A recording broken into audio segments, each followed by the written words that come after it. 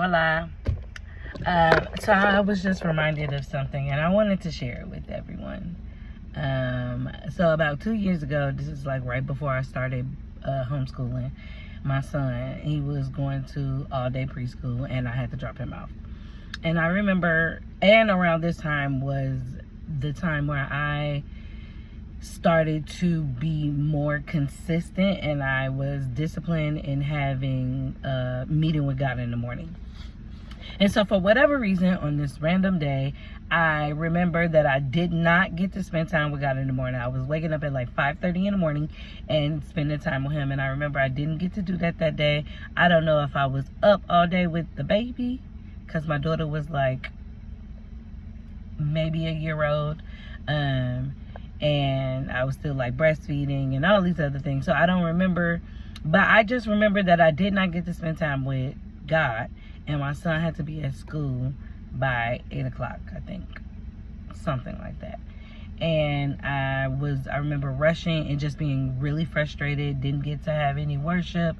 No alone time. And I remember being very frustrated while rushing to get my baby to the school. And I pulled up and there was nobody in the parking lot. And I was like, but they got school today. And then I realized that it was Tuesday. And on Tuesday, there is a late start.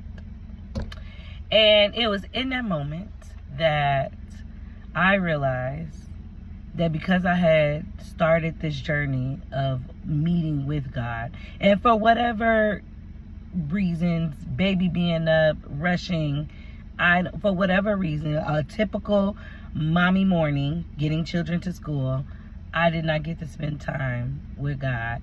And in that moment, forgetting that there was a late start, so I was an hour early to dropping him off, and there in that parking lot is where I got to worship. I got to read my Bible. I got to have that, take a deep breath and breathe in. And I just felt like that was like the epitome of like, when we draw near to him, he will draw near to us.